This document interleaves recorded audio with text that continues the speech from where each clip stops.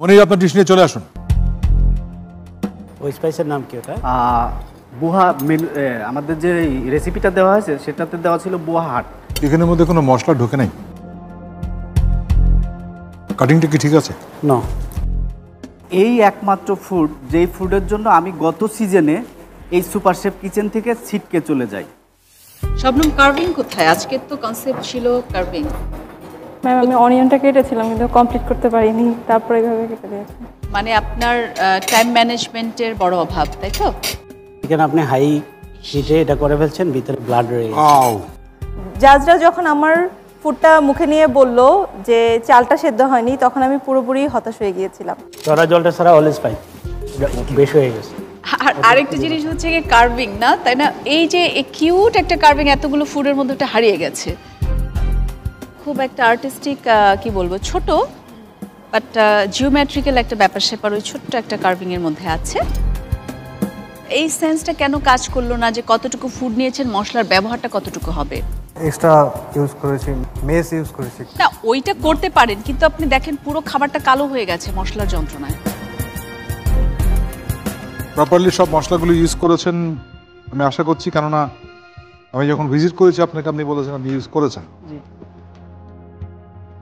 চিকেনটার ব্যাপারে I don't know, marination অথবা কিছু করে একটু সিজনিং করা উচিত ছিল, যাতে ভিতরে জুসি আছে কিন্তু একটু আবার টাফ হয়ে গেছে, আবার শক্ত শক্ত হয়ে গেছে। But overall good. মেহেদি আপনি চলে আসুন। দেখতেই তো মনে হচ্ছে কাঁচা। ফুডের মধ্যে এফওপি পাওয়া গেছে। জি, FOP, not objectionable, that's hair is কি চুল আছে এখানে, এই দেখছেন? আপনার কিছু বলার থাকলে বলেন, নাকি চুপ করে মাথা দাঁড়িয়ে? তাহলে সুপার শেফ কিচেনে কেন এসেছেন আপনি? Extremely sorry sir. Extremely sorry কিছু নাই। আপনি এই খাবার কেন পরিবেশন করবেন? আদা সেদ্ধ চিকেন আসছে যার মধ্যে ব্লাড দেখা যাচ্ছে, চুলের টুকরো পাওয়া গেছে। What do you think? আমরা খাবো এটা? আমার ফুডের মধ্যে একটি চুল এবং আমার মাংস ঠিকমতো কুক না হওয়াতে ভিতরে ব্লাড পাওয়া গিয়েছিল, যার কারণে জাজরা আমার ফুড টেস্ট করতে চাইনি, অ্যান্ড এটা কোনোভাবেই অ্যাকসেপ্টেবল ছিল না। Thank you, pray to God. আজকের কনসেপ্ট ছিল কার্ভিং। তুমি এখানে কার্ভিং এর খেলা করেছো। প্রেজেন্টেশন খুব ভালো করেছো, বাট টেস্টে মার খেয়ে গেছে এবং ভীষণ সুইট হয়ে গেছে। স্বাদের দিক থেকে বেসিক যদি বলা হয় যে Arabian dish is not present there আমার কাছে। চিকেনটা কি আপনি সেপারেটলি বানিয়েছেন? না, চিকেনটা কুক করার পরে লাস্টে আমি তেলে দিয়ে একটু শ্যালো ফ্রাই করেছি, মানে রেসিপি। কিন্তু এটা তো সাপোজ টু বি রাইস আর ইয়েটা একসঙ্গে করার কথা না? রাইসের মধ্যে থাকবে, ওপরেও দিতে পারে, বাট অন দ্য সাইডে দিয়ে দিচ্ছে। প্রপারলি কুক না হওয়া মাংস ঠিক না শরীরের জন্য। আপনি কম্পিটিশন ছেড়ে দেন। প্রান্ত, আপনি আপনার ডিশটা নিয়ে চলে আসুন। তোমাকে আমার ভীষণ সুইট লাগে, তোমার ফুডের প্রেজেন্টেশনটা ওরকম সুইট হয়েছে।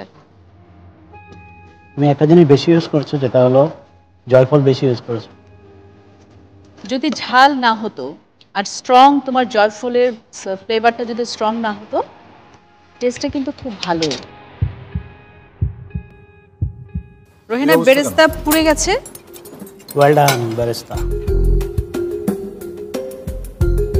টেস্ট কিন্তু ভীষণ ভালো হয়েছে। রান্নার টেস্ট নিয়ে জাজদের কাছ থেকে খুব ভালো কমেন্ট পেয়েছি, খুব ভালো লেগেছে। কার্ভিংয়ে একটু উইক ছিল, এই জন্য একটু টেনশনে ছিলাম। সোহাগী, আপনি ডিশ নিয়ে চলে আসুন। মাছবুস মশলাটা তো ইউজ করেননি?